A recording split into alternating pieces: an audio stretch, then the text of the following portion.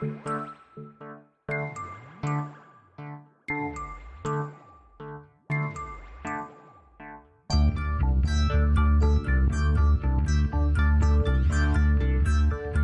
is Continuum Drag, a weekly podcast where we revisit sci-fi, fantasy, and just plain weird shows. This week, Nightmare Café, episodes 3 and 4. I wonder if she remembers issuing this invitation. She'd probably just as soon forget. You suppose the cafe will let her forget? I don't.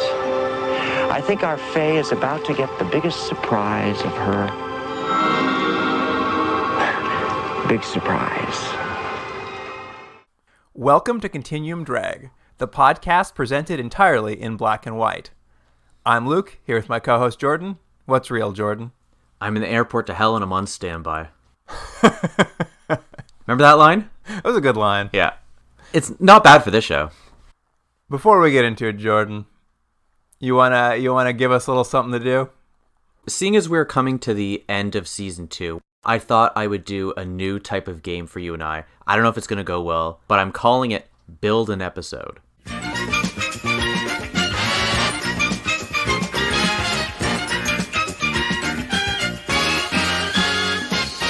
It's inspired by Nightmare Café and the sort of randomness of this show.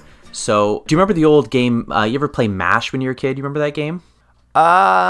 Vaguely. Remind me. It's basically supposed to be like a little jokey game where you pick what type of house you're going to live in, what type of car, who you might marry, how many kids you're going to have, and it's all sort of done randomly through numbers, so you end up with sort of a funny scenario. You know, like you're married to your grade 6 teacher, but you live in a mansion and you drive a motorbike, that sort of thing. Okay.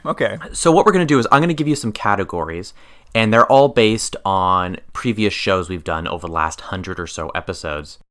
You're going to actually give me a pick for each of these as well, so you have some participation. You're going to give me a number, and then we're going to randomly see what this episode looks like, and we'll figure out what the new... This is going to be episode 7 of Nightmare Café. Nightmare Café? Great.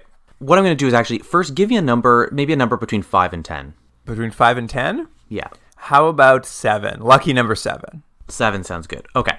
So I'm going to give you is all the categories. And again, I'm going to give you 5 in each. And then you give me a 6th one. It could be anything in that category, just so it adds a little bit of a little variety here.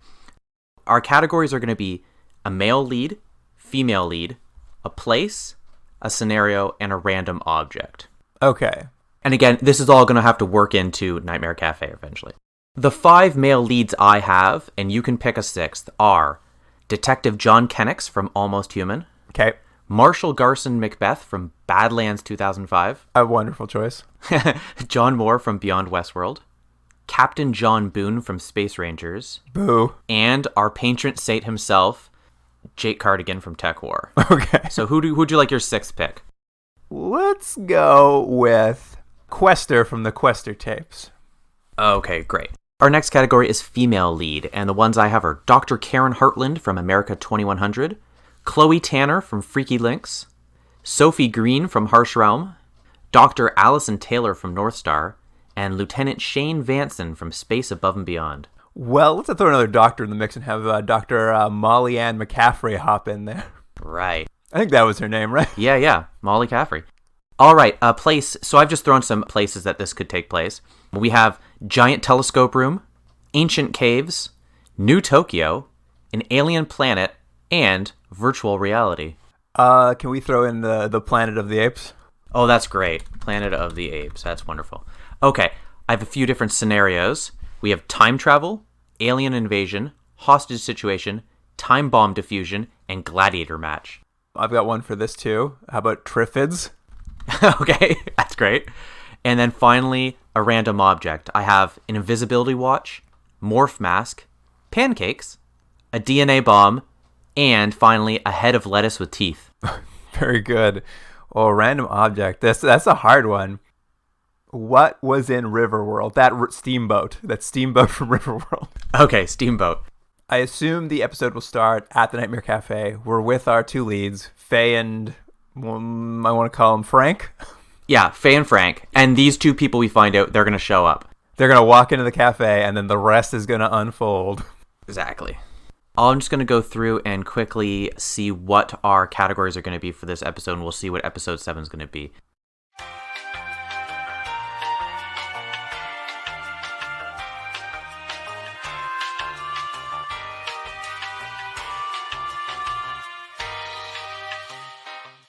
Okay, and we're back.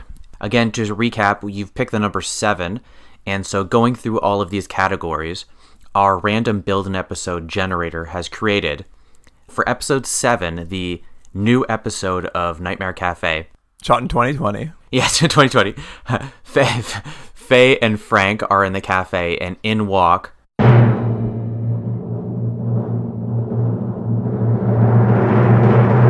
Quester from the Quester tapes with Lieutenant Shane Vanson from Space Above and Beyond. Okay. The place is, we're going to find at some point, it's going to take place in virtual reality. Triffids, I guess, are attacking, and the random object we're going to see, actually very fitting, is a head of lettuce with teeth.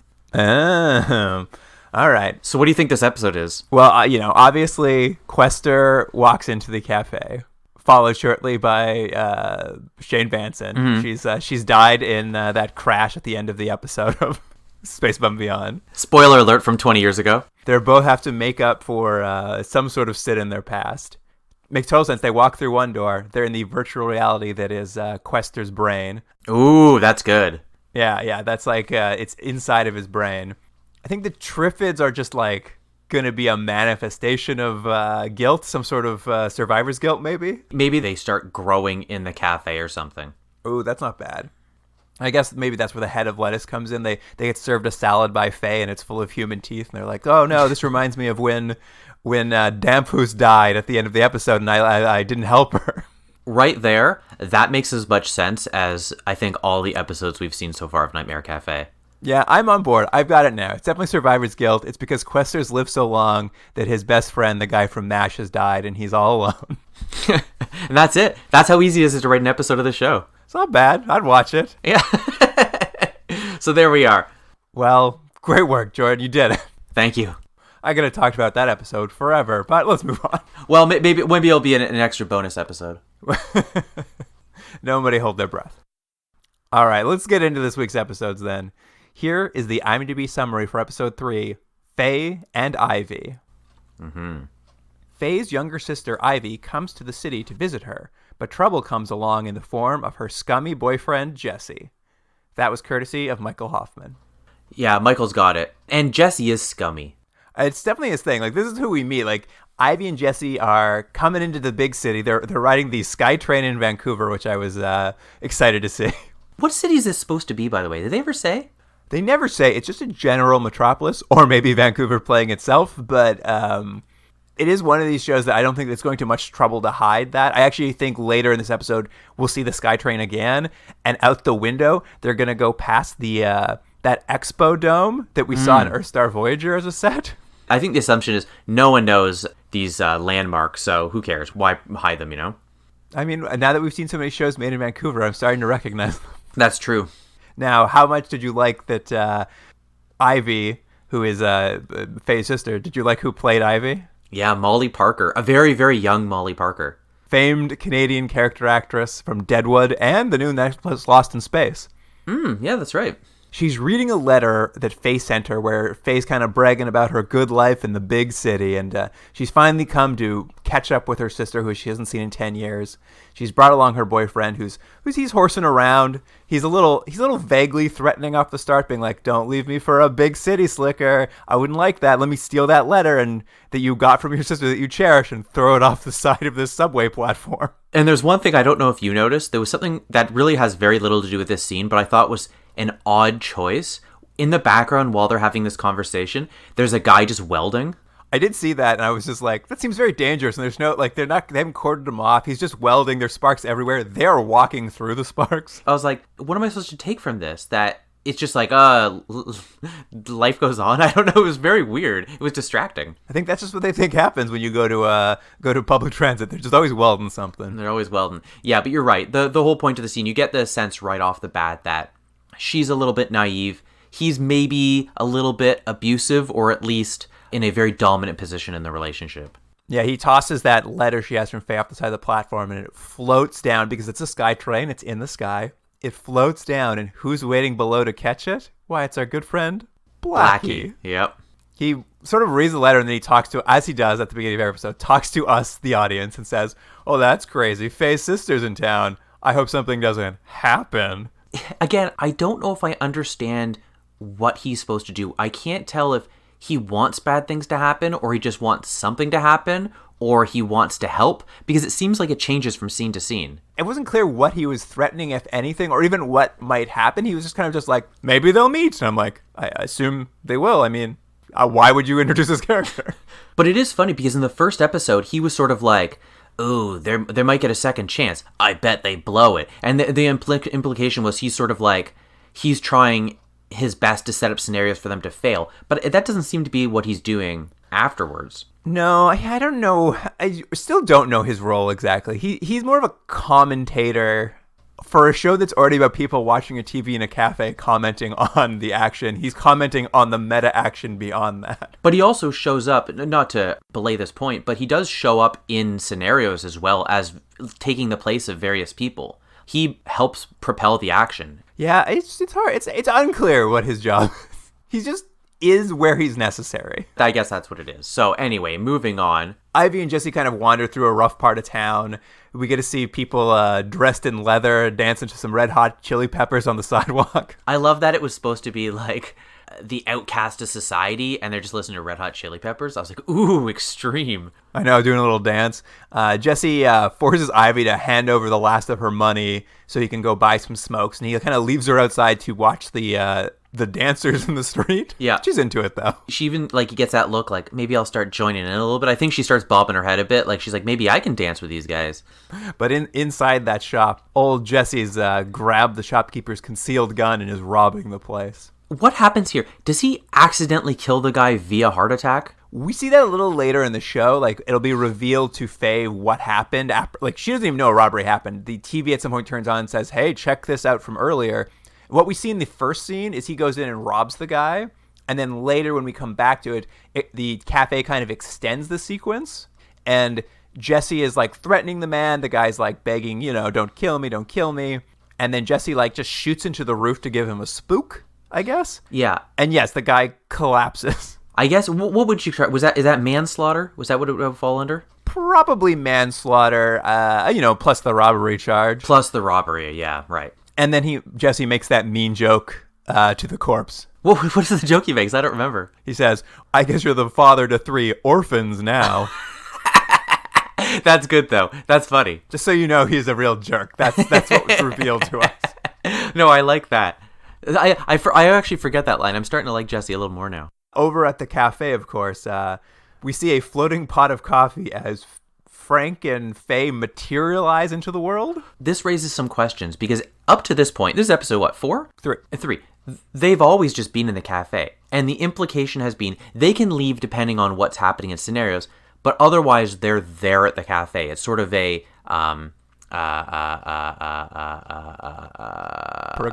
Purgatory, yeah. It's a purgatory of sorts. But this implies that they just sort of appear. So are they just in limbo when stuff's not happening? I guess it's the question.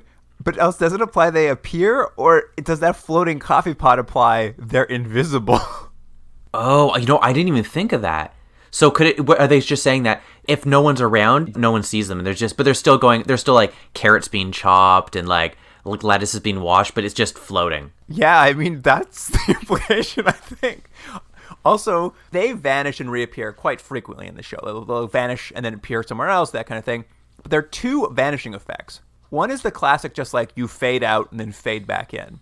But then there's the one they use that seems to be at the top and bottom of these episodes, which is like a wipe. It almost looks like they're being energized. Oh, that's a good example. Yeah, it's like they're beaming down to the cafe or something. Yeah, it very much looks like that, just without the little sound effect. I mean, it doesn't matter, but I've really been noticing like these 2 different transitions. I'm like, is there a meaning behind them, or is it just like whatever the editor had time for? It's probably the editor who's trying to make sense of things, but it just, the show doesn't make sense, as we've mentioned many times. Anyway, Faye's in the cafe. She's giving us a monologue about probably what the themes of this episode are going to be, about how she wishes she could fix her past, and if she could do that, things would be really different. And she complains about how her mother was mean to her and never listened. Is this the part where, for some reason, Blackie takes out an egg and cracks an egg, and then a little chick comes out? That does happen, but it happens a little later. But there's a point where Blackie's trying to clue her in, because right after this, after she gives this monologue, of course, because it's the Nightmare Cafe and everything's in the right place at the right time, Ivy and Jesse just happen to walk into the cafe to grab a beer. Yeah. And Blackie knows that's Faye's sister, but Faye and Ivy don't recognize each other. I guess because they haven't seen each other in 10 years. That's the implication anyway. It makes sense that Faye wouldn't recognize Ivy, because if you left someone at 10 years old and now they're 20, they're going to look quite a bit different. It's possible they might look different enough that you wouldn't recognize them.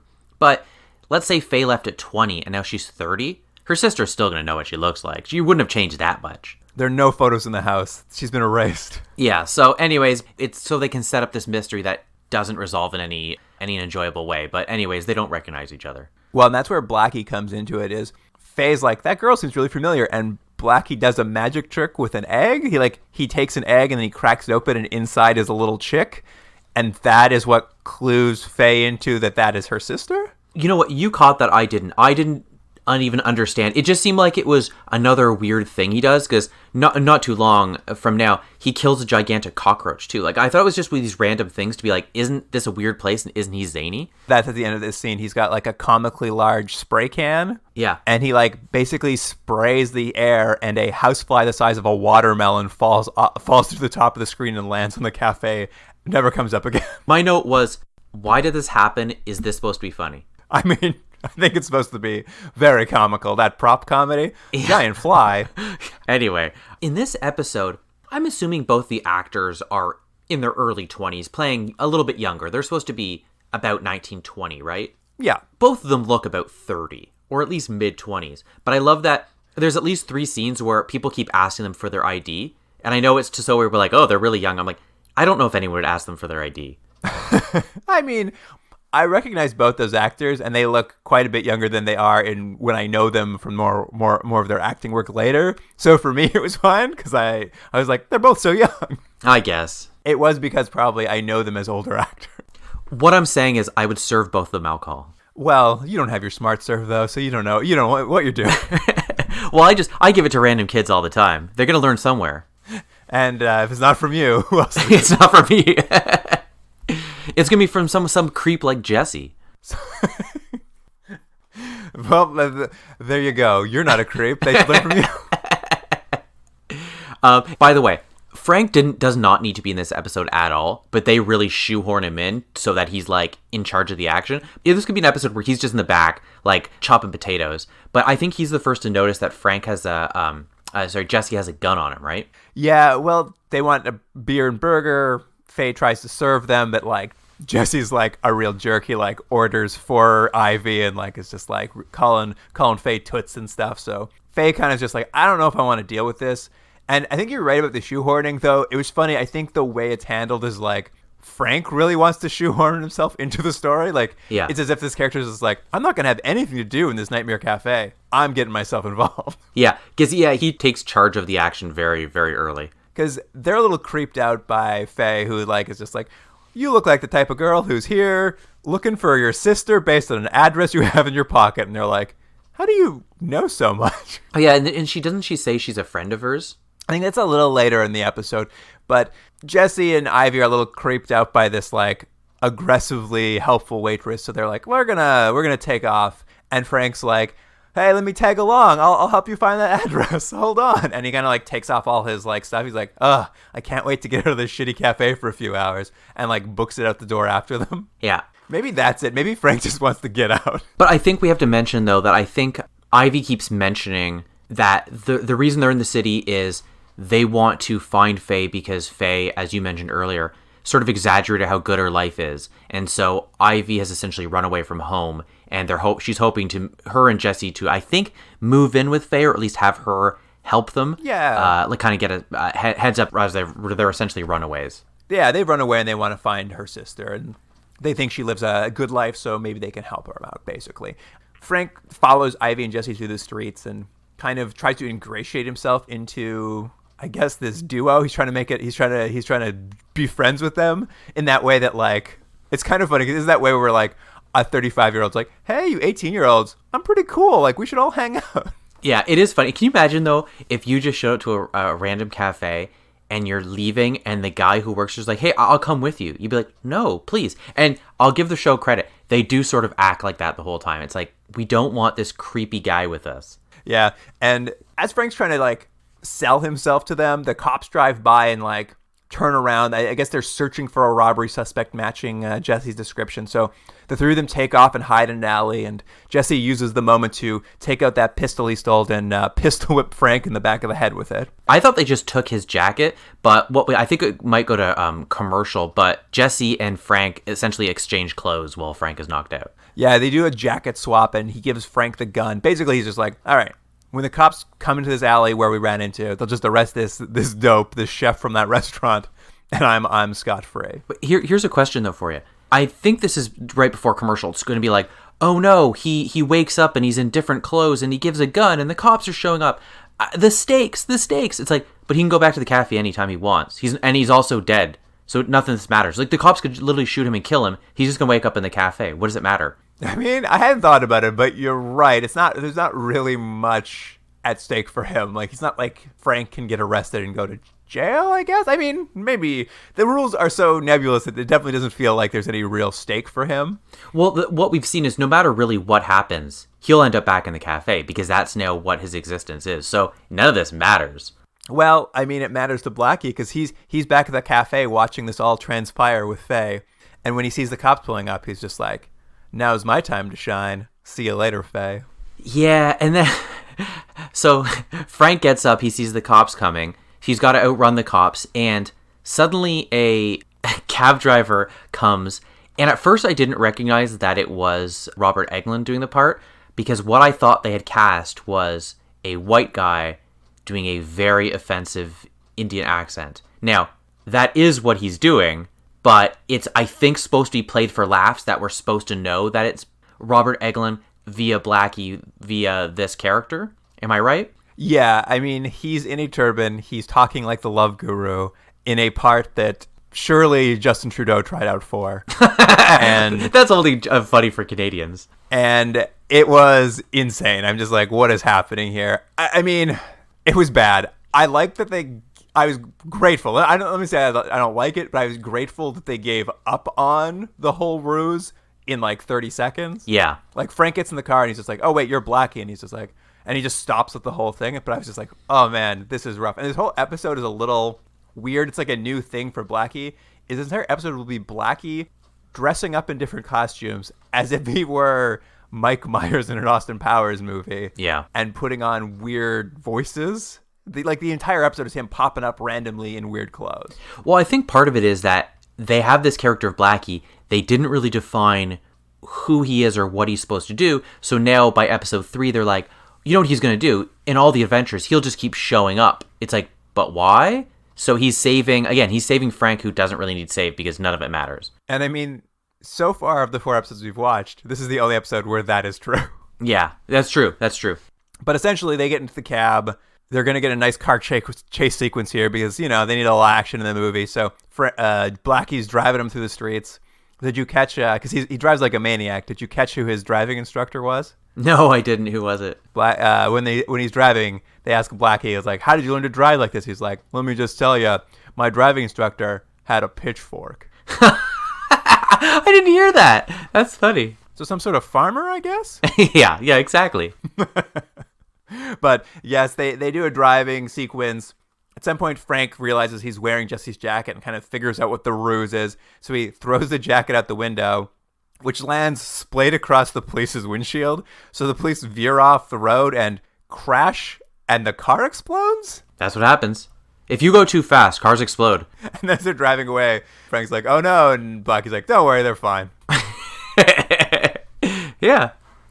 What I like, though, is this whole sequence is not needed at all. It is just like, I think it is just for some action. Because Yeah. even now, Frank is just like, hey, Blackie, let's go back to the cafe.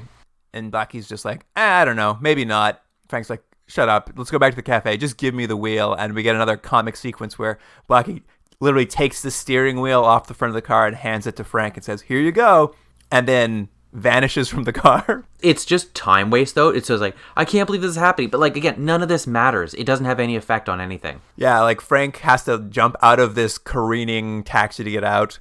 And then the taxi, because it has a mind of its own now, turns around and, like, tries to hit Frank on its way back. And as it's driving back, we see the cop car, and the two cops have escaped it, apparently, and they are now walking away from the exploded cop car. And the taxi just chases them down the street. It just got really, like you've mentioned before, it sometimes now gets into like Looney Tunes humor. Like, wouldn't it be hilarious? It's not even Looney Tunes. This is like a Police Academy gag of like, wouldn't it be hilarious if the car has no driver and it chases people? Like, oh man, sure, okay. I mean, I would say its biggest problem is they don't even really commit to the gag as much as they should. It's like, hey, let's take 2 minutes out of the episode, and wouldn't it be funny if a car drove without a driver? Yeah. We kind of get back to the story now, though, because we jump back to the cafe, and Faye's worried about her sister, so she decides she's going to do a thing she hasn't done in 10 years, and she picks up the phone to call her mom, and this is kind of one of the few times we've seen the cafe kind of do something you think the cafe should do. Which is what, the phone works? No, well, she places the call, and the mom picks up, and then behind her, the lights go down, and the mom's bedroom appears inside of the cafe. It was a weird look, right? It suddenly becomes like a play for a bit. Yeah, I mean, it is kind of like you're on the stage of a play, and they put down the phones and start talking to each other directly. And this mom, I mean, she's supposed to be a bad mom, but I gotta say, she looked like a badass mom. Yeah. She's like sitting in her bedroom with a glass of whiskey and a cigarette, just like having a great time. And she's just like so like film noir detective, but in a negligee. I think what it is the actress is better and giving more than the role deserves. That's probably the case. They essentially have a conversation about, a little bit about the family, a little bit about themselves, but essentially Faye's there to tell their mom that, like, she needs to come to the big city to help Ivy, and the mom kind of tells her, just like, why don't you help her? You never helped anyone. You should get out there and do something about this. And that kind of causes the whole scene to fade away, and Faye to realize it's her turn to step up, and to drive that point home, the TV turns on. But you forgot one important bit of information, Luke. We learn Faye's middle name. Oh, yes. Because the mom doesn't believe it's her, so she asks what her middle name is. Faye's middle name is Petulia. I remember watching that part, and I was writing down Petulia, and I was like, that's a weird name. And Melanie's like, I think they said Petunia. So we rolled it back, and she's like, nope, that's Petulia. Yeah, Petulia, which I don't know. Is that a name? I've never heard it before. I hadn't heard of it either, but sure, why not? It's a family name or something. But yes, we get to see the TV turn on to help Faye know what she needs to do next. On the TV is Ivy and Jesse in a tattoo parlor. Very classic looking tattoo parlor. Yeah, and they're getting matching tattoos. It was hard for me to tell what it was, but later on, I believe what they both get is they both get a heart tattoo near their heart. And I think what it is they each get each other's name on top of the heart, correct? Oh, that's a good question. I never saw what tattoo Ivy got, so I was never clear as to what she ended up getting. Like, we definitely see Jesse gets a huge, like, chest-covering heart tattoo. Very classic sailor style. But I was never sure what Ivy got. But maybe maybe you're right. Maybe I just missed it. Which is, I think, generally a bad idea is to get matching tattoos, specifically your boyfriend and or girlfriend. Well, I mean, as the scene starts and they're waiting to get their tattoos, Jesse's explaining to her the meaning of all the other tattoos on his body, which made me wonder, it's like, have you guys been dating for like 4 days? Like, this conversation hasn't happened yet? I think really more the implication is that she's starting to realize she doesn't know much about him. Right. He's got a rose on one arm. And do you remember what the rose signifies? No, what is it? The rose is for the 18-year-old woman he slept with when he was a 13-year-old boy. Oh, that's right. You're right. I forgot about that. He's a Pacey from Dawson's Creek. Weird pull, but I like it. Yeah, thanks. And the other one is a snake on his other arm. Do you know what that stands for, Jordan? No, was that... I can't remember, but I hope it's another weird sexual experience. That was for the Pentecostal girl he used to date who was really into snakes like he was. Oh, that's right. That didn't make sense because she was sort of a snake charming Pentecostal from 1903 when they used to do that. I guess so. It was a weird line. That's right. But essentially, like, Ivy's being coerced into getting this tattoo. She doesn't want it. She's being forced to do it. And the tattoo artist even asks her, like, are you sure about this? And as the tattoo artist turns around, it's good old Blackie wearing that Bajorn earring, the one that runs from your ear to your nose with a chain in between. That's good. Yeah, that is what it looks like. He's got cool little tiny sunglasses on. And what he's doing another accent, right? Like he's from New York or something. That's what he's supposed to be. Yeah, that accent is less defined. He's just kind of like a tough biker tattoo artist, maybe. Mm-hmm.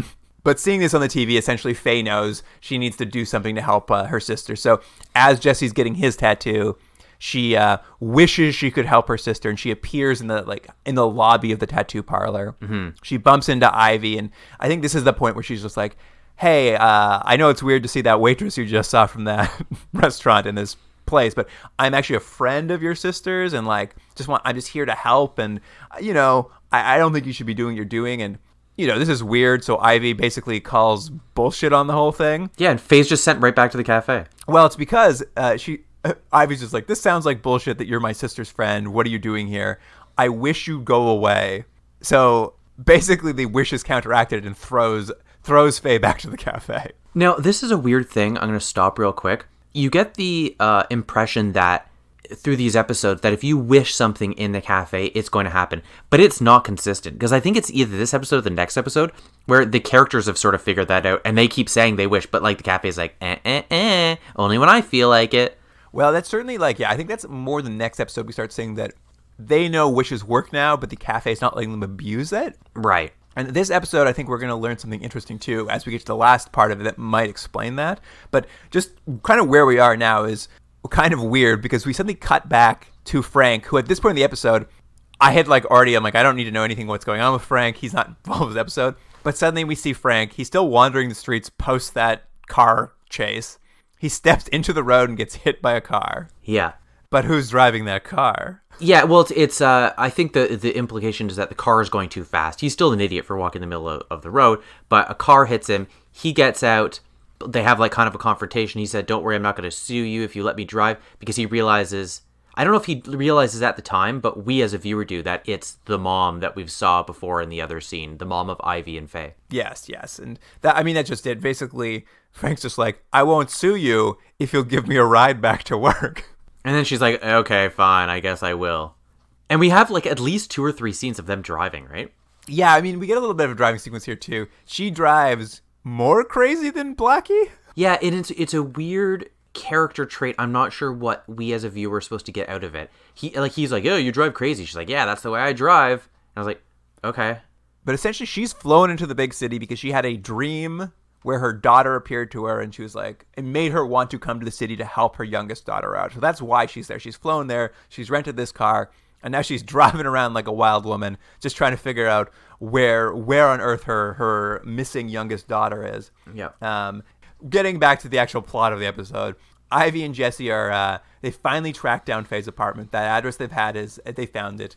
But the apartment seems a little more run down than they're expecting. And as they get into the actual apartment building, they find an old woman cleaning out Faye's apartment because, she's been missing for a few weeks, and clearly she's abandoned her apartment. So this old woman's cleaning it up, and they ask the old woman if they can kind of look around for some, I guess, clues as to where the missing sister is. And the old woman turns around, and who is it?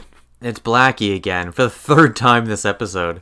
Now he's hunched over, and he's got a weird Eastern European accent. But we do learn, though, because we had this question before about that they seemingly can leave the cafe, and I said, why don't they just go back to their home? Clearly they can't, though, because she's been gone for so long that, as you mentioned, the apartment is now, it's being taken over by the landlord. But I don't know, it just seems weird that they can come and go and people can see them and know them, but they sort of walk the fine line in this episode by the end of it, too. But anyways, her apartment's gone, so it's available.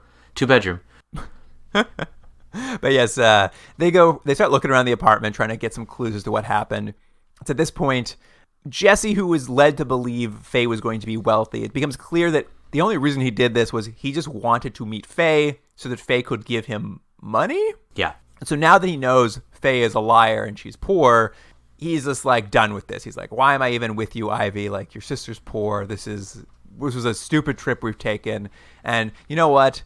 I'm going to make it up because I'm going to just go back and rob that cafe. Well, he says, the exact quote he says, he goes, we're going to go back to the cafe because I know there's money there.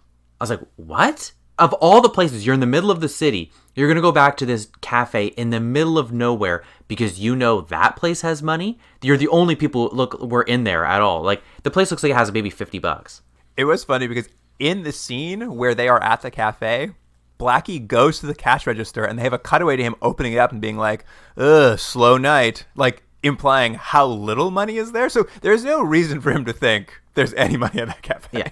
Also, why would the cafe ever have money? Are they actually taking money from people that come in? Like, these people we've seen over the last few episodes, the woman who was trying to have her husband killed, did she pay for those coffees? No, Frank definitely comps every woman who walks to the door.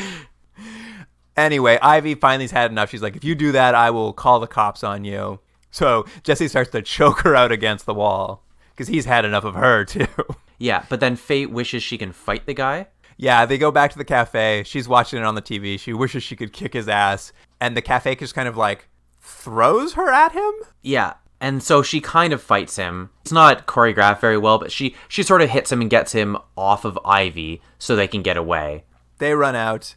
Jesse kind of comes to or gets off the floor of this like half abandoned apartment and finds a photo of Faye on the ground, and he's kind of the first one to piece it together. He's like, oh, that waitress this whole time has been Ivy's sister. Now it makes sense. I'm definitely going to go back and rob that cafe. Is this where we go? I don't know what part we go to, but it seems like the longest sequence ever where they're both on the train. Ivy and Faye are taking the train back to the cafe, and it just seems like it goes on forever. Yeah, they have this like heart-to-heart where Faye still doesn't quite come clean. Like, she keeps trying to sell this idea that she's like a friend of Faye's. Mm-hmm. And there's this the only part of that sequence that was interesting to me was Faye starts like telling her, she's like, listen, Ivy, people disappear all the time. They just go missing to have great, awesome lives. Like, it happens all, like, she's trying to sell her this idea that thousands of people go missing every year to go have amazing lives. And I'm just like, 100% that's not true. Yeah. All those missing people you see, they're all having a great time. They're all like at Disneyland or something. Yeah, it was a very unlikely story she's trying to sell her sister on. They get back to the cafe. They try to call the mom, but the phones are dead, and suddenly the power goes out. And as they get the kind of lights back on, turn on that fuse box, of course, Jesse's there. He made great time. He's got a knife. He's taking Ivy hostage with a knife because he's just like, I want all the money in the till, and how about a nice cup of coffee? But the coffee's cold. Yeah, he takes a sip of that coffee, and he's like, oh, this coffee sucks. This cafe blows. This coffee's cold.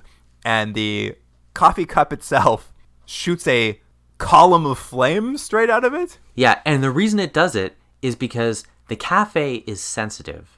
It didn't like that he said that the coffee was cold and bad coffee, so it was offended in that. Oh, sure. And this is, I think, where that idea of like it denying wishes comes in. In this episode, I think we now know the cafe itself is a sentient, thinking creature of some sort because it can make choices. It can become offended. So all bets are off now for me.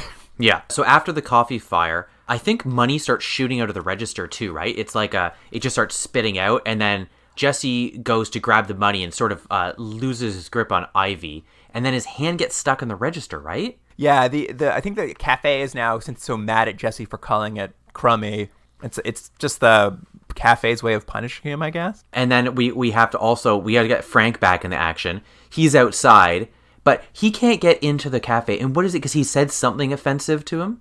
Well, before he gets back to the cafe, I just want to make a note of one thing because it delves back into the idea that this mother is the coolest mother on earth. Because they've been driving around. As they're driving to the cafe, the cops drive by. Oh, that's right. Frank as they drive by him. Impossible, like in an impossible way to recognize someone as two cars passing opposite ways in the street. But it leads to another car chase where the police are now chasing the mom and Frank. The mom gets to the wharf, pulls up, tells Frank to get out of the car. She's like, I'll shake him. And she peels out, spins past the cops, and I'm just like, this lady rules. Well, it is funny because they establish her as an interesting character, and she only gets a few scenes. And I'm like, man, the actress did way more than you guys were expecting, because it's more interesting than just having Frank walk around like a bozo. Absolutely. But now Frank gets to walk around like a bozo again. He walks to the cafe. He knocks on the door trying to get in. It won't open. And we come to realize that when Frank said he wanted to go for a walk and get out of this crummy cafe, the cafe was also offended by that. So now he's not allowed to come back inside. I don't know in what order it happens, but he realizes he has to apologize to get back in. He does apologize. Then he's like, I wish I was inside. But it like puts him inside a phone booth for some reason. It's just the humor of the cafe. Anyways, he eventually will get in. So don't worry, everyone. He will get back to the cafe eventually. Well, he's trying to get in, though. Jesse finally gets his hands out of the register and chases Faye and Ivy around. They like run into the ladies' room, and he's got that knife out. He's really threatening them. And then suddenly, the heart tattoo on his chest starts to beat like a real heart. But right before that, Luke, they run into the washroom to hide from him and close the door. He punches his way through a wooden door as if it was cardboard. He's not a superhuman, super strength human. He just punches his way through a door. It's just a little bit of The Shining. It's just like just like Jack Nicholson. But you're right. His tattoo starts beating. The heart starts beating on his chest. He freaks out. He runs out. It was a cool effect, though, wasn't it? It was kind of like a weird, the skin was like bumping up and down on his chest. Yeah, I thought it looked. I mean, I would freak out too. So he freaks out, runs out of the bathroom. Gets in a real quick fight with Frank, who's now there. But I love, it's one of my favorite sequences. Frank punches him. He sort of spins around. Then Ivy punches him.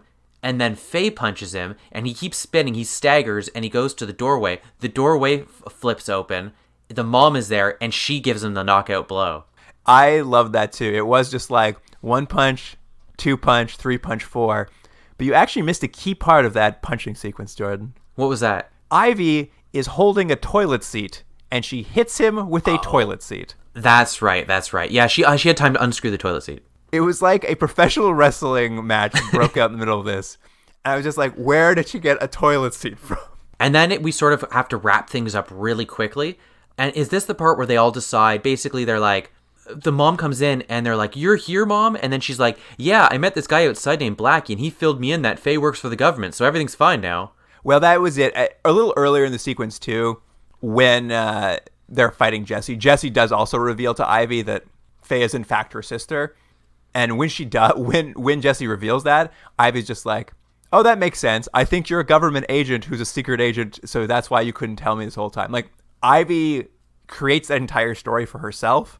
And I guess because the cafe heard that, Blackie knows that. And Blackie also, yeah. So now everyone's just like, okay, now it makes sense why Faye can't tell us anything. She's a secret agent for the government. And then they all sort of agree to have a cup of coffee and catch up on old times. Yeah, they have some reconciliation. And then Frank asks Blackie what they should do about that Jesse character they just punched out and left on the floor of the cafe. But when he looks, Jesse's already disappeared. Yeah, but he's disappeared and he shows up in a cop car and he's like, not again. Well, that is true. The TV turns on and we kind of see the where Jesse ends up, and it's just like him appearing in the back of a cop car. And as I was watching this, I'm just like, this is Nightmare Café. That's like a sucky punishment. But even Blackie, when he sees it, says, this is the quote, "Punk got off easy." And I really did wonder, I'm like, what? Like, why not something more exciting than that? Is this the third time we've seen someone just end up either in the back of a police car or in jail? We've had the woman who tried killing her husband. She ended up in jail. Mm-hmm. We had the evil guy. There wasn't the gangster guy. The toxic waste guy ended up in jail. And then now Jesse's ended up in the police car. That's the final judgment. You end up behind bars. But with the other two, at least the toxic waste guy first fell into a vat of toxic waste and saw his own trial. And the lady who murdered her husband had her burnt husband go in and hang out with him. I don't know. Jesse's punishment seemed really flat to me. But all he did was that one accidental manslaughter of killing that convenience store guy. Yeah, I don't know.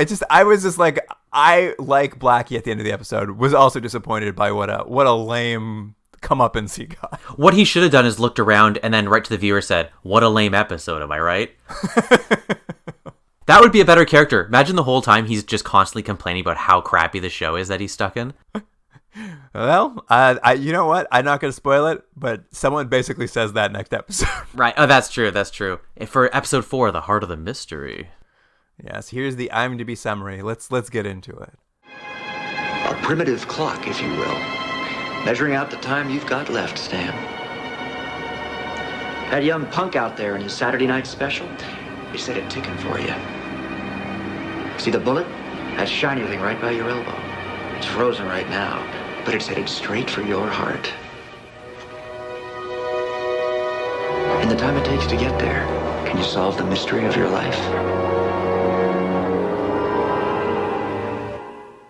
The cafe slows down time in order to enable a detective to find the answer to an unsolved murder before his death by gunshot. And that again was courtesy of Michael Hoffman. We start in a cemetery for this, and it's supposed to look kind of moody and mysterious. And a narrator tells us that the story is going to be about a guy named Stan Gates. He's in the cemetery, he seems to be a cop, and he's haunted by some sort of death, and we see him leaving a rose on a tombstone. Yes, it's the grave of Charlotte Benning, and that little opening narration from old Blackie. I wanted to ask you if you enjoyed how it started, because it just sort of started like this.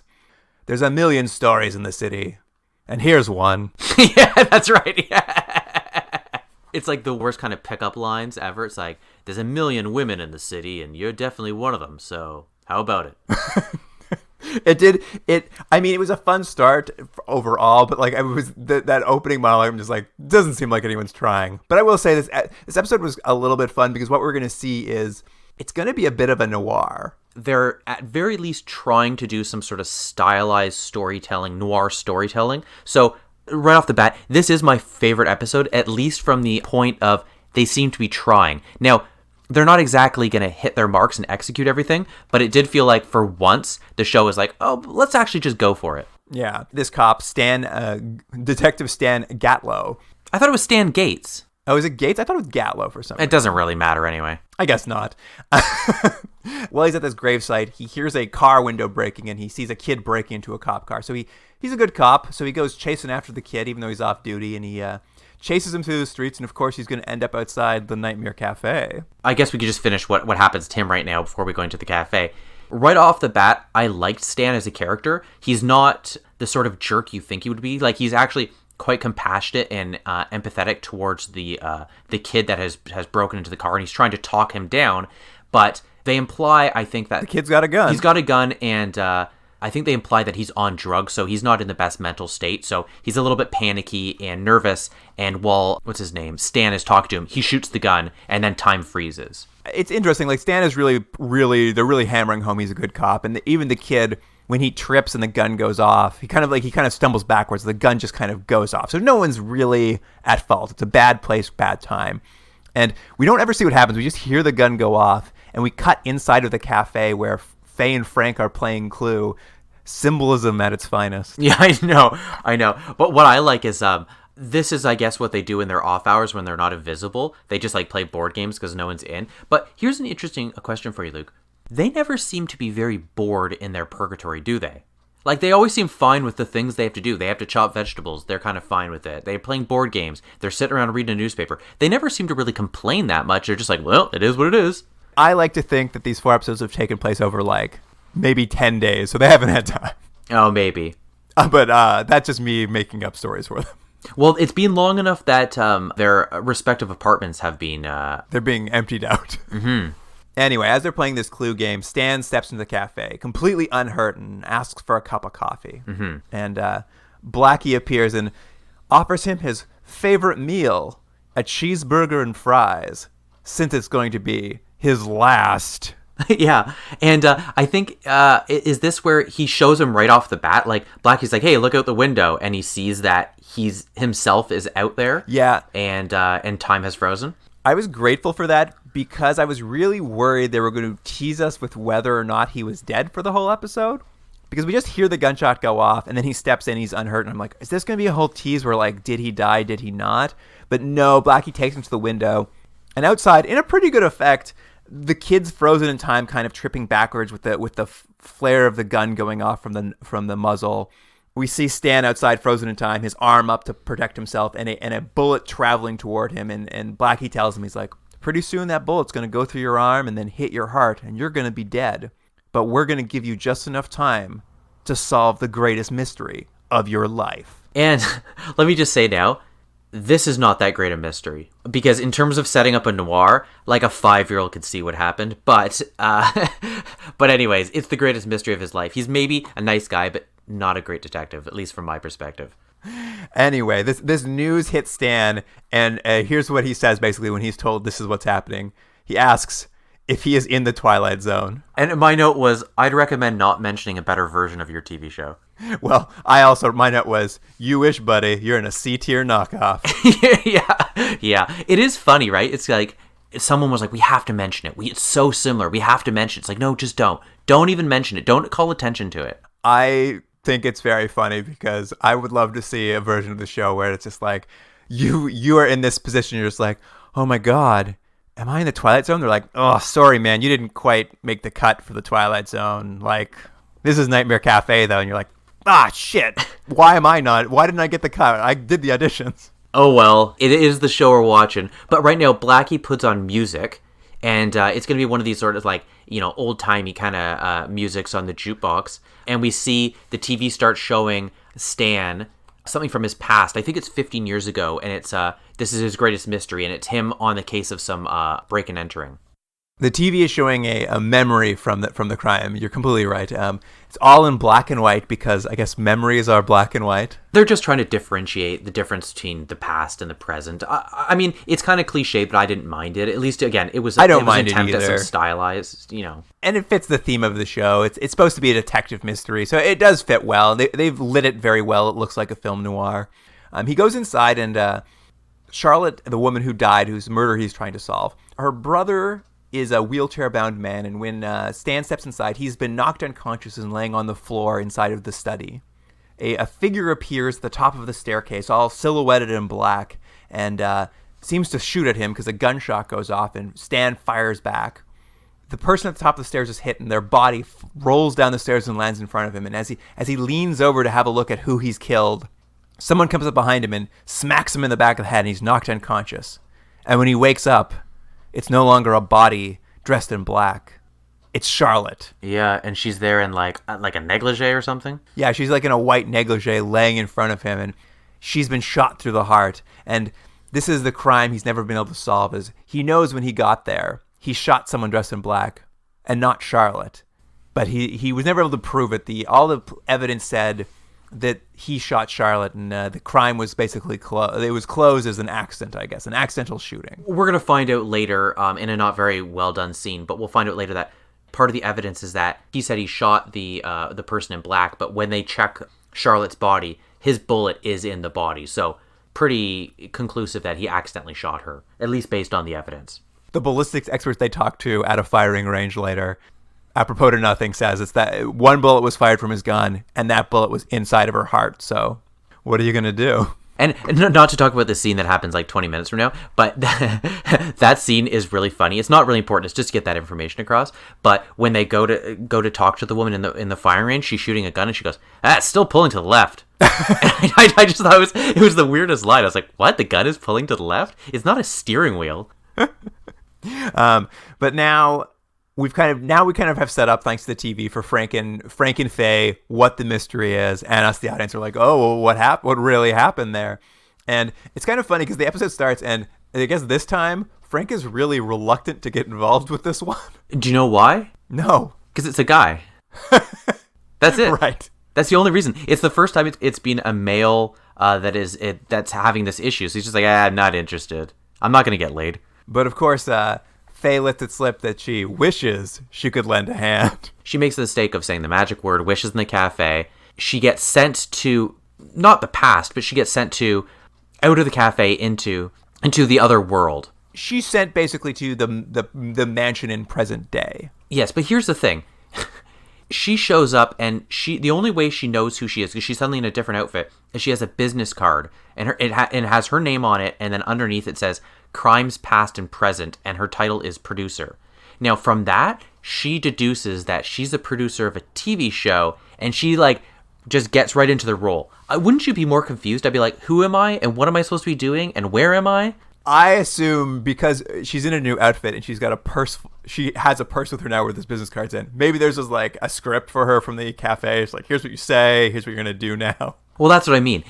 Because she doesn't have a script of things to do, it's one of those weird things. I'm like, they just need the characters to do this investigation. But it's like, I don't know how she would know what she's supposed to say or do or anything. She's just good at this. She's really improv. Her and the cafe are really jiving. I guess. She meets with the brother, who in the current day is still confined to a wheelchair, still has that very long hair. He's got a very long ponytail. Yeah, he talks about his sister a lot, and then basically he tells his version of the story of what happened that night. He's become a sculptor. I think he was a sculptor already. He's a bit of an artist. That's how he's using his wealth. He shows Faye a sculpture he's made of his sister. It's an abstract piece. It helps her remind him of her. And Faye's there pressuring him to do this TV show, Crimes Past and Present. And he's just like, I'm not telling this story to a TV producer. And then immediately tells the story to the TV producer. Yeah. Essentially his version is just like, he was reading in the study that night, heard a noise, someone knocked him out, and when he came to, Stan was standing over his sister's dead body, so everything checks out. He doesn't seem that curious about who knocked him out. Just a burglar broke in, killed his sister. It happens. Yeah, exactly. Of course, at the cafe, Stan and Frank are watching Faye's whole investigation, and since it doesn't seem like there's any real mystery to solve, Frank offers Stan his favorite meal, cheeseburger and fries. That keeps getting said. Yeah, over and over. I'm going to say it a million times in this write-up, but man, cheeseburger and fries. That's his favorite meal. He mentioned it in the diner. Later on, he has it. He mentioned it to Charlotte. Then at the end, it's just like, oh man, okay, burgers and fries, we get it. He loves it. But Frank's like, that'll cheer him up. So Frank steps into the kitchen and goes to the fridge to start making that burger. And in the fridge, he finds a rose. And when he closes the fridge and turns around, he's in some sort of shrine to the death of Charlotte, I guess inside of her bedroom. There's all the newspaper articles everywhere, photos of her everywhere. And he puts the rose in the shrine and walks out of her room into the black and white memories of Stan. Mm-hmm. But of course, when you go into someone else's memories in the Nightmare Café, you are in color. That's right. They play with that a little bit. It was fun. A fun little effect. Anyway, what Frank does while he's in Stan's memory is he wanders around the house, and as he steps out, he sees something that Stan didn't mention. It's Stan dancing with Charlotte in the front hall of the house. But he said he came there for a B&E. There's clearly more to this story than he's leading on, Jordan. Yeah, we're going to find out over the course of the next couple scenes that Frank had met her earlier when he was assigned, I think, as an off-duty cop as security. He met her, she finds him charming, and they sort of had begun a relationship, is what we're going to find over the next few seasons. Yeah, Frank confronts him. He's like, all right, I didn't tell you the truth because, we'd never told anyone about our relationship, not even her brother. And we had a meet cute one time where some dude was trying to grope her and I stopped him. Yeah, that's right. And then I said, I don't go in for all this hoity-toity fancy stuff. You want to have a cheeseburger and fries? And she was like, I'm charmed. This poor actress has nothing to work with. She has nothing to do. She's just there to be to hit on and then charmed by men. That's it. Right. But even with sort of, now they kind of know the whole story. They were in love. She was killed probably by him at the top of the staircase. And Stan's kind of basically given up at this point. He's just like, well, all evidence says the bullet was mine. It was in her heart. I guess I did kill her. So I guess I will just do what you told me at the top front of the show is the second I walk out of this cafe, time will resume and I will die. There's nothing left for me here. There's no mystery to solve. And Blackie gets a little annoying, just like, oh yeah, you think that? Well, how do you feel about this? And Blackie starts time for a quick second because we hear kind of a cracking bone sound, and old Stan falls out of his chair at the cafe. When he stands up, he's bleeding from his arm, and they go look outside the window, and the bullet has now traveled through his arm and is now headed toward his heart. I guess Blackie's cut down the amount of time he has left to live to solve this mystery. Yeah, he's basically trying to show him that you do want to solve this murder before you die, and it does work because he gets a little more invested in solving this mystery. And now, is this when we go back to see on the TV? We see the same sequence several times in this of what happened, and we get a little bit more every time, right? So we go back to the TV and see a little bit more now, right? Yeah, kind of what is going on is they're going to see a little bit more because that's what Blackie offers him as help to this. He's like, let's show you a little bit more what happened that night. And what we get to see is Stan flip the body over and see who he actually shot. And who he flips over, the person in black silhouette dressed in black, is Charlotte. Yeah. So it does seem like he did kill her. So this is kind of this is where all the mysteries all piled up and you're like, what's going on? And they at the cafe are wondering how what happened. So the mystery now is for all intents and purposes, not did he shoot Charlotte. The mystery is who changed her clothes. Well, that's the thing, though. It's what's weird is they cut back to the cafe and they're all like, well, it all adds up. You shot Charlotte. And they're talking about Clue and like, they're all like, oh, it feels like we're missing a piece. What could it be? And there's a good 30 seconds where they're like, I don't know. I don't know what the missing piece is. It's hard to say what the missing piece is. And finally Faye's just like, hey, wait a minute. How'd her clothes change? Yeah. What has been the most obvious mystery of this whole thing? Like, it takes them forever to get to it in this episode. And I'll mention another weird thing of this. I know they sort of want to have Stan be a little bit reluctant, but it does seem odd to the show, and it's a bit of a mechanical issue the show has because they want to have Faye and Frank involved in everything. They keep getting involved in the story, but Stan doesn't really. Like, it's like he's reluctant, but it's like he stays in the cafe and stuff, and it just seems weird to me that they're the ones propelling the action all the time. Well, I mean, it's also a funny thing because they introduced the idea of the mystery of his life at the start. And certainly Stan feels like he never figured out who that person dressed in black was, but the rest of the outcome was the same. And as the evidence all piles up, it becomes clearer and clearer to Stan that, yeah, he just killed Charlotte. Yeah, so I think what it is Stan never felt like this was the mystery of his life, I don't think. I think it feels like the cafe just keeps telling him this is the case, and he just doesn't believe it. Yeah. He has the least investment. You're right. It seems like he has regrets about it, but not like, it's not like this thing like he has to solve it. Yeah. He doesn't seem that invested in it. Right. But it's this point, Faye noticing that the clothes have changed during the murder causes her to say she wishes she could figure out more about what that means. She vanishes. Frank and Stan are like, both at this point being like, oh, I also wish I could help Faye. They both start saying like, I wish. Mm-hmm. And this is the point you're mentioning. The cafe won't grant their wishes. Yeah. It won't allow them to join her on whatever her journey is. But for whatever reason, when that doesn't happen, Frank turns to Stan and says, hey, Stan, why don't you give me a hand in the kitchen? And when they walk through the kitchen door, they end up back in the black and white memory. Essentially, the cafe's like, no, you can't go. All right. Yeah, it made me wonder, like, does Frank know a secret, like a back door? Or does he just, like, know, oh, maybe the trick is we need to walk through a door? It's unclear, but they end up back in this house again, kind of watching the same murder one more time, and they're standing over the body, and they're like, do you notice anything? Is there anything that stands out about you to this crime that you didn't think about at the time?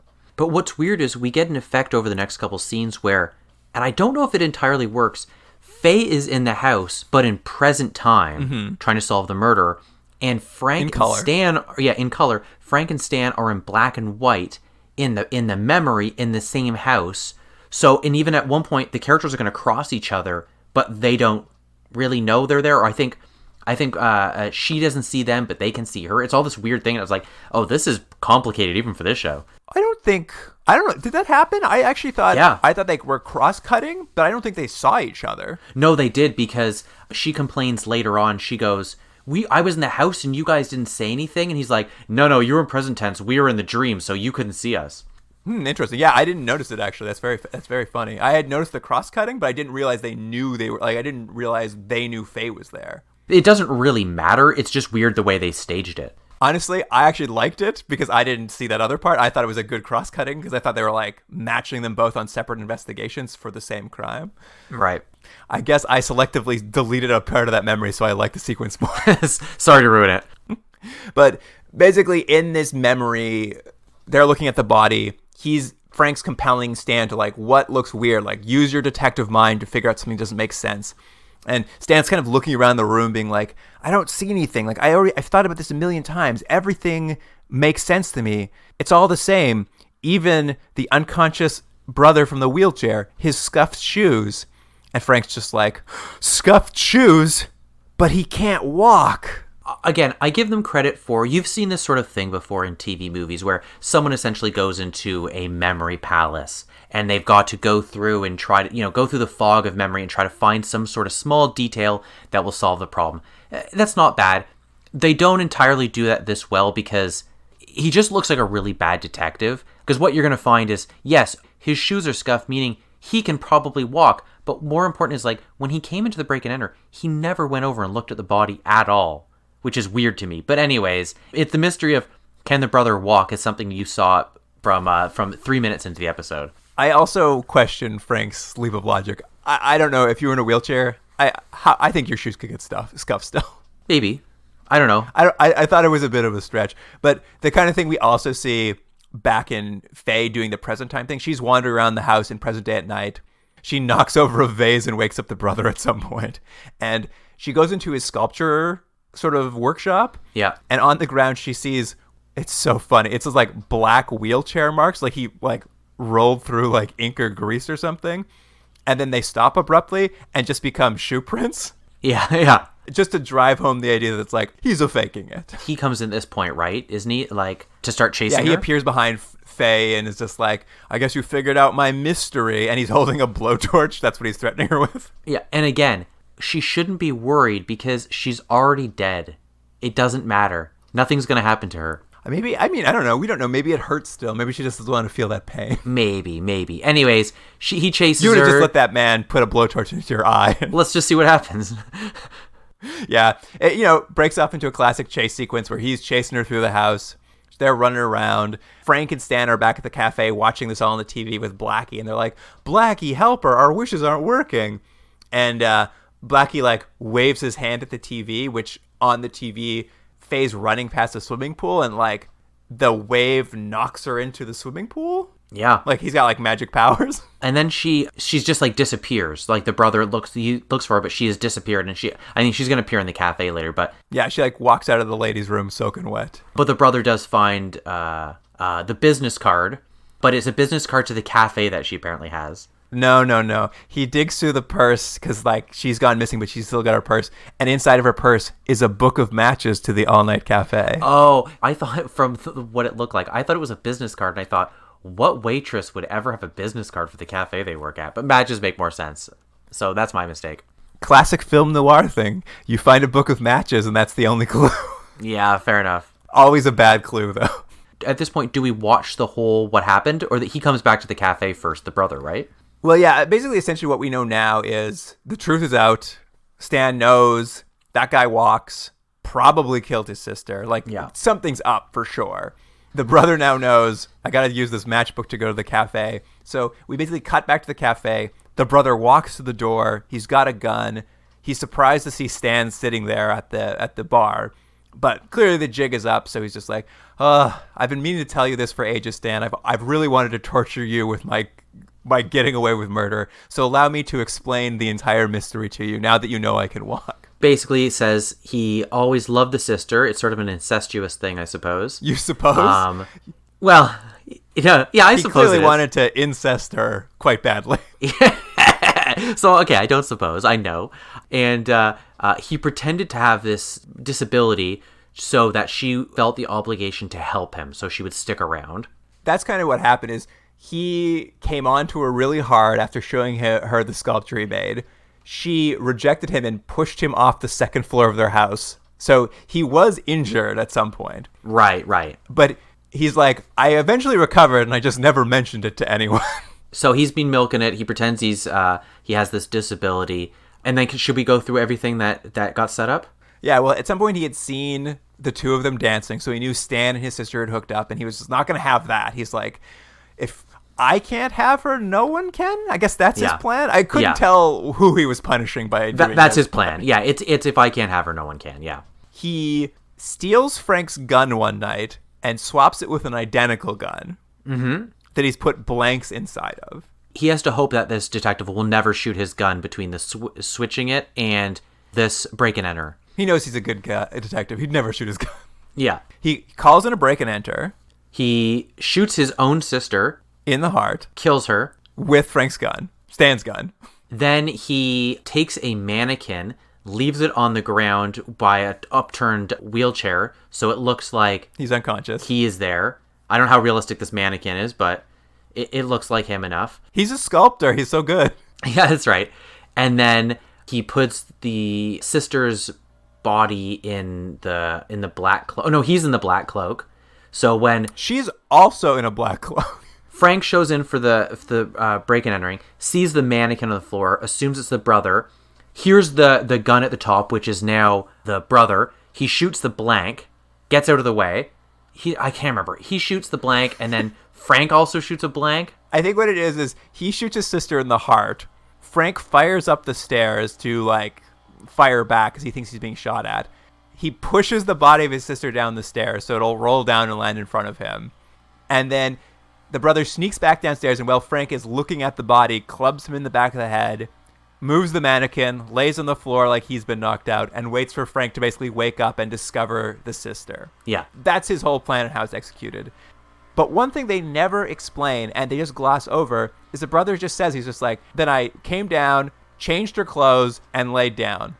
And I was just like, but I thought there was going to be some big reveal about, like, some perversion, like he needed her to look pure when she died or something. Like, there's going to be some reason, like some weird compulsion that made him change her clothes. But they just gloss over it like, oh, yeah, her clothes are changed. Yeah, there was no real reason for that, was there? No, it's the core mystery of the thing. Like, the only thing that makes it a mystery, like, if he had left her in a white negligee, no one would have ever solved it. Right. So anyways, the jig's up. They know what's happened. So does he have a gun now on Stan? Yeah, like he explains this whole crime, explains how it works. He's got a gun on Stan, and Stan obviously he's not afraid of the gun because he's about to die anyway. Yeah. Yeah, I think he even points out the window and says, look out there. I don't care. Look at that bullet entering my chest right now. Yeah. They get in a bit of a wrestling match. He's trying to pull that gun away from him, and like Stan basically gets the gun away and he's holding the gun to the temple of the brother, and he's like, I'm gonna kill you and like close the books on this case. And Frank and Faye run in and are like, don't kill him. You're a good cop. You don't want to die that way. You know, classic, like, make the right decision kind of sequence. What happens now is, so far, my favorite thing that's happened in all of the show, that for some reason, Blackie's now there. And does he, like, snap his finger or something? How does he indicates something, and suddenly the wheelchair comes out of the wall? Yeah, I mean, well, that's just it. Stan's made the right choice. He's not going to kill him. Frank and Faye are happy. He walks away from the brother, and the brother, like, gets up and he's like, well, I guess I'll excuse myself and leave. And Blackie's kind of like, not so fast. And yeah, a wheelchair materializes out of the wall, flies at the brother. It essentially hits him so that he sits in it, shoots him through the doorway, which opens, and then in the doorway, it's his studio, and then pushes him all the way up to the statue. I think it's the statue of his sister. Yes. He touches, it forces him to like touch it, and then for some reason, apropos of nothing that has been seeded, he touches it, and he just gets all like gyrating. He starts making funny faces, like, "Ugh," and he turns into a hideous, hideous statue. Yes, his ironic punishment is he is transformed, morphed into a grotesque-looking marble statue. Is that a fitting punishment? It's not like he killed the sister because he was looking for fame as a sculptor.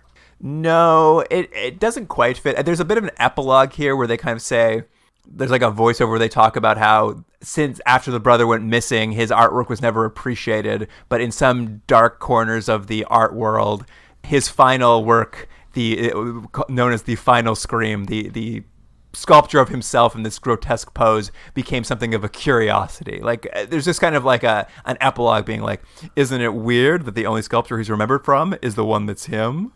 But shouldn't his punishment be that he's in the wheelchair, he's pushed out, and then he falls down the stairs and is paralyzed? It did feel that way. I did think what they were going to do is like really paralyze him as punishment. Yeah. But they ended up going, I mean, it feels like a Twilight Zone ending, but you're right. Like, they needed to establish the idea that he wanted to be a sculptor more, for like the irony of his final, his only successful work being the one that's him being tortured. Yeah. I don't know. It doesn't quite work, but it does look cool.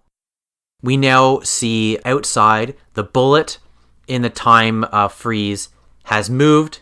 It's moving. Stan goes, that's it. Mystery solved. I can die now. I'm happy. He walks outside. The bullet does go through and kill him. They hear the gunshot. In the cafe, we do see, because it's not that time's been moving very slowly, because after they've kind of done this thing to the brother, Stan stands up and he's got like blood pouring out of his chest, like the bullet has penetrated him outside and is like traveling toward his heart. So he's just like, I guess my time's up. And then so he dies, and then record scratch, Stan walks back into the cafe. I know, what a twist. Yeah, and Charlotte is there as well. They're both in black and white, and guess what? They get to have that date of burger and fries. And my thought was, Didn't they already have that date of burger and fries? I think it was more just like, because he walks in color, and then when he sees her, he becomes black and white. His hair gets a little longer like he had in the 70s. And I think I think Blackie says something about like, those who love forever. They just have to wait a little while. Like there's some sort of implication that when you die, you get to see your loved ones. That's like that's kind of maybe the moral of it or something. Well, it's sort of like it's all done, and because he's done the right thing and solved this case, now they get to be together in the afterlife. Okay, sure. Yeah. That does seem to be like kind of the final lesson of the show at the Nightmare Cafe. If you do the right thing, you get rewarded. Yeah, sort of. And they dance, and that's the end of the episode.